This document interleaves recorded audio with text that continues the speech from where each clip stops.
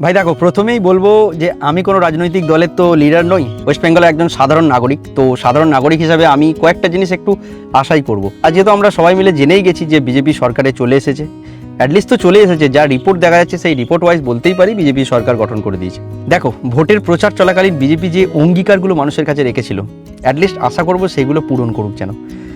BJP বলেছিল মানুষকে ধানের দাম বৃদ্ধি করবে প্রথমত, তারপরে বলেছিল যে যারা চাকরি বাকরির সঙ্গে যুক্ত আছে তাদের স্যালারিও বৃদ্ধি হবে।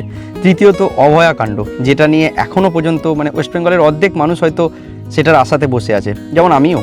তো অভয়াকাণ্ডের একটা বিচার হবে, এটাই আশা করব। আর দয়া করে এই হিংসাপূর্ণ রাজনীতিটা বন্ধ হোক।